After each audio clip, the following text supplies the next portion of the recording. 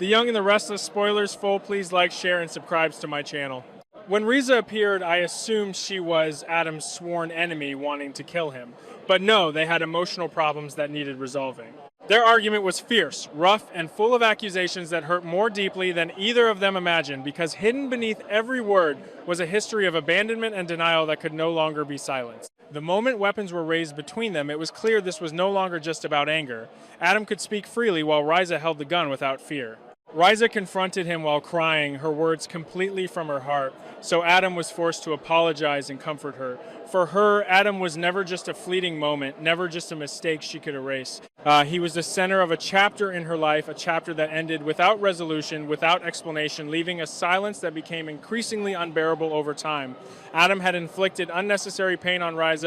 Adam was angry, saying that Rize shouldn't be there, interfering with his life. Rize was angry and threatened to kill Adam.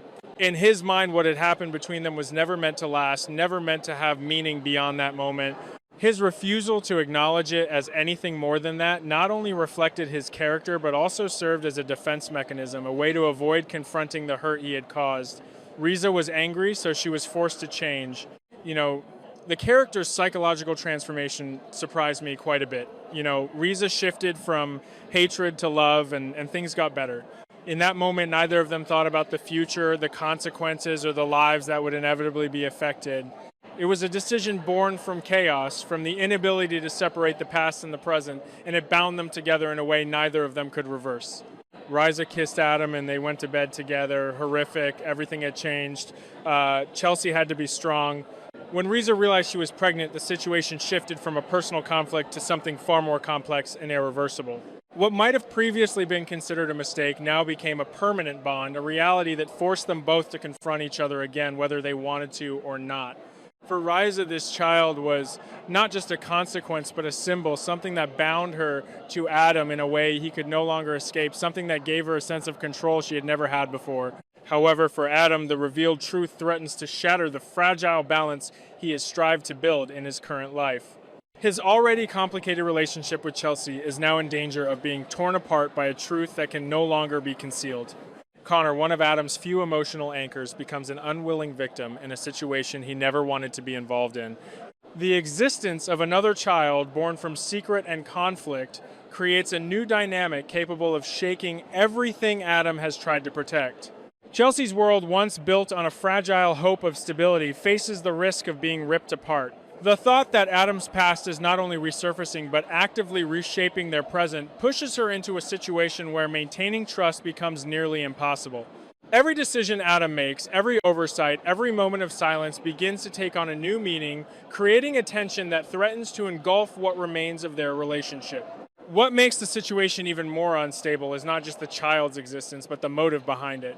Rize is no longer just a figure from the past. She becomes an active force in the present, the one who holds the reins. The neon glow of the Las Vegas Strip bled through the half-drawn blackout curtains of the penthouse suite, painting jagged streaks of crimson and electric blue across the plush carpet. Inside the room, the air was suffocating, thick with a volatile tension that threatened to ignite at the slightest spark. Adam Newman stood frozen, his hands raised in a slow, deliberate gesture of surrender. His dark eyes, usually so calculating and unreadable, were locked onto the trembling barrel of a 9mm Glock. Holding the weapon was Rize Thomas. She looked different from the woman he remembered from the smoke-filled back rooms of high-stakes poker games. The cool, detached handler who had navigated the Vegas underworld with effortless grace was gone. In her place stood a woman consumed by a raw, unbridled fury. Her knuckles were white around the grip of the gun, her chest heaving with erratic breaths. The sleek designer dress she wore seemed starkly at odds with the lethal intent burning in her eyes. "Don't take another step." Adam Rize's voice sliced through the heavy silence of the room, sharp and trembling with an emotion that bordered on hysteria. "Or so, help me, I will pull this trigger and end the great Newman legacy right here in this cheap imitation of a palace."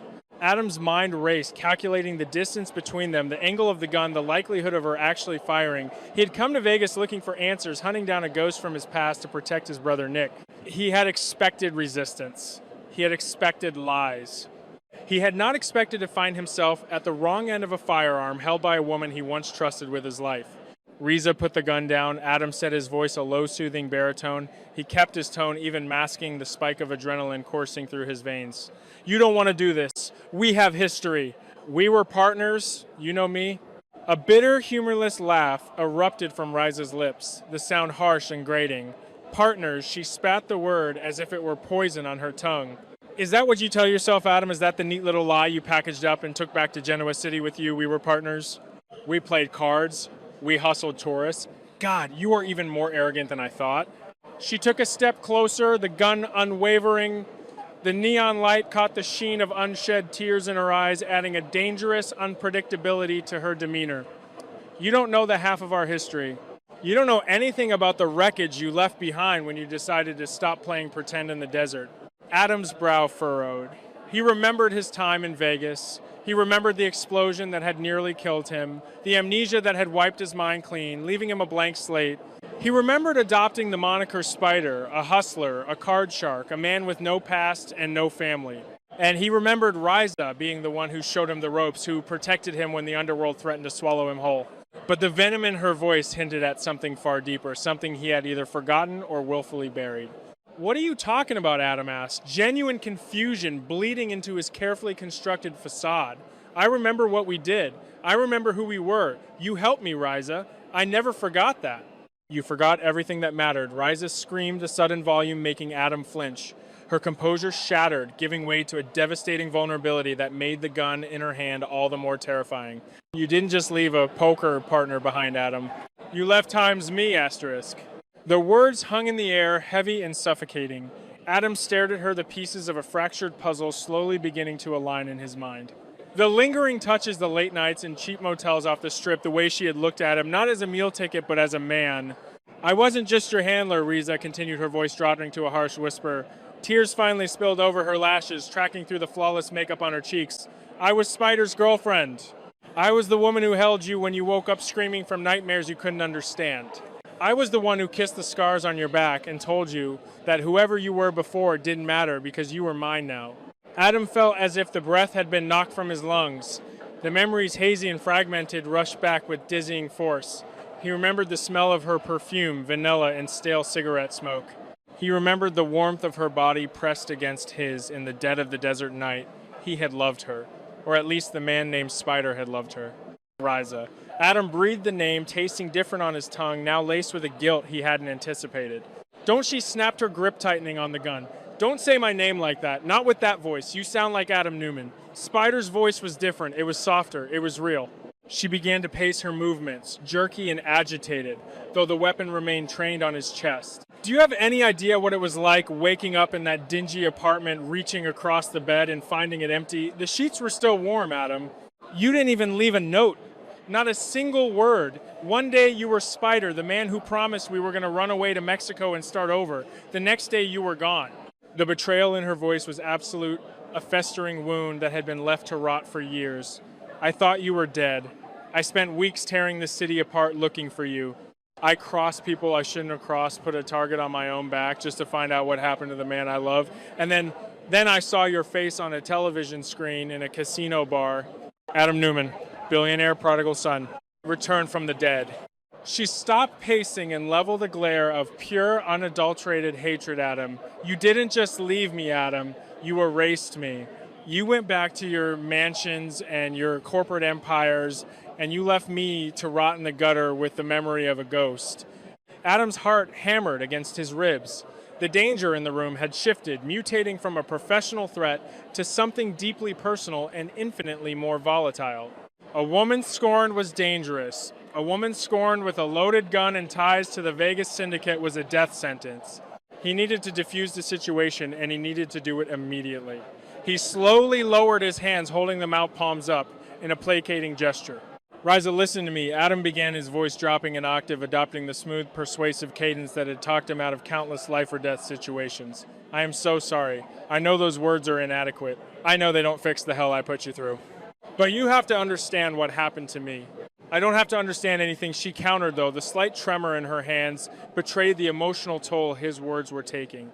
When my memories came back, it wasn't a slow realization. Adam pressed on, taking a microscopic step forward. It was an avalanche. It was decades of trauma, of family betrayal, of love and loss crashing down on me all at once. Spider didn't just leave you, Rize. Spider was obliterated. He was swallowed whole by Adam Newman. I woke up drowning in a past I couldn't escape. He held her gaze, pouring every ounce of sincerity he possessed into his dark eyes. But I didn't forget you. I never forgot the way you saved me. Do you remember that night at the Bellagio? When the Russian mobsters realized I was counting cards, they were going to drag me out to the desert and bury me. You stepped in, you put your own life on the line to buy me time to escape. You were my guardian angel in a city of demons. Rize's breath hitched a flicker of the old affection, warring with the present hatred in her eyes. Stop it, she whispered, shaking her head as if trying to physically dislodge the memories he was invoking. I remember the cheap champagne we drank on the roof of that parking garage. Adam continued, his voice wrapping around her like a warm blanket, attempting to soothe the jagged edges of her pain. I remember the way you laughed when I told you I was going to win enough money to buy us an island. Spider loved you, Rize. That wasn't a lie. That was the most real thing in his world. For a fleeting second, the gun dipped. The hardened exterior of the Vegas operative cracked, revealing the broken-hearted woman beneath. Adam saw his opening, but before he could exploit it, her expression hardened once more, the vulnerability snapping shut like a steel trap. It doesn't matter what Spider felt, Rize said, her voice turning cold and brittle. Spider is dead, and Adam Newman is a parasite who only comes back when he needs something. She wiped a stray tear from her cheek with her free hand, her eyes narrowing. You think I don't know why you're really here. You think I believe you tracked me down to reminisce about the good old days. You're here for Matt Clark. Adam stiffened the name, hitting him like a physical blow. Matt Clark, the monster who had terrorized his family, who had made Nick's life a living hell, who had orchestrated crimes so heinous they still echoed through the halls of Genoa City. Sienna Bacall's intel had been right. Rize was connected to Matt. Matt Clark is a dead man walking, Adam said, his tone shifting from apologetic lover to ruthless protector. He's targeting my family, he's targeting my brother. I need to know where he is, Rize. Rize let out a dark, mocking laugh. Your brother, the great Nick Newman. It's always about the Newmans, isn't it? The rest of us are just collateral damage in your endless family dramas. This isn't a game, Rize. Matt is dangerous. He's running a massive operation out of this city, and if you're tied up with him, you are in over your head. He will use you, and he will kill you without a second thought. You think Matt Clark scares me, Rize sneered, stepping closer until the gun was mere feet from Adam's chest. After what I survived, after what times you times did to me, Matt is predictable. He's a monster, sure, but he's a monster who pays well and keeps his promises. He came to me when I was at rock bottom, Adam. When the debts you left behind nearly got me killed, Matt bailed me out. He gave me power. He gave me a purpose. Adam's blood ran cold. The implications of her words were staggering. Rize wasn't just a reluctant pawn in Matt Clark's game. She was an active participant, a high-ranking lieutenant in his operation. The woman who had once saved his life was now shielding the man who wanted to destroy his family. Rize, you don't owe him this, Adam pleaded, realizing the desperation in his own voice. He needed that information. If he walked out of this room without Matt's location, Nick could die. The entire Newman family could be ripped apart. Tell me where he is.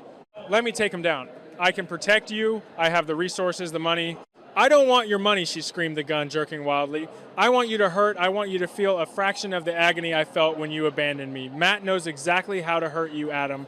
He knows exactly how to tear your precious family to shreds, and I am going to help him do it.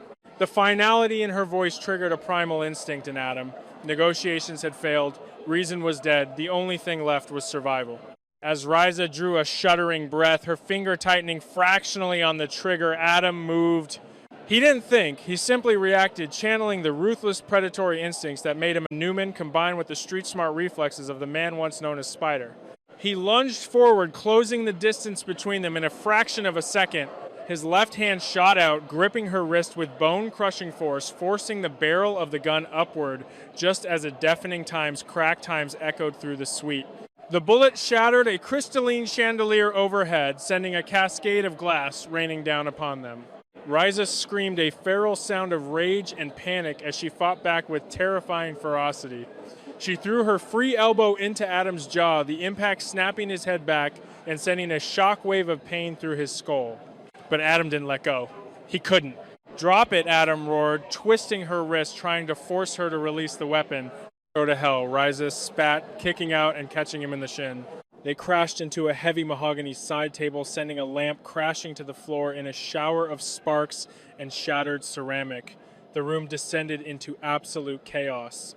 Adam's superior size and strength were matched by Rize's desperate, adrenaline-fueled agility. They grappled a chaotic tangle of limbs and fury slipping on the glass-strewn carpet. Adam slammed her back against the wall, his forearm pressing against her collarbone, pinning her in place. But Rize was relentless. She brought her knee up, aiming for his groin. Adam twisted his hips at the last second, taking the blow on his thigh, the pain radiating down his leg. The gun was trapped between them, a deadly fulcrum around which their violent dance revolved. Adam could feel the cold metal pressing against his ribs, could feel Rize's fingers still desperately trying to find the trigger. The physical exertion was immense, their ragged breaths mingling in the suffocating air of the suite. Rize stopped. Adam grunted his muscles, screaming in protest as he fought to maintain his grip on her wrist. "I don't want to hurt you."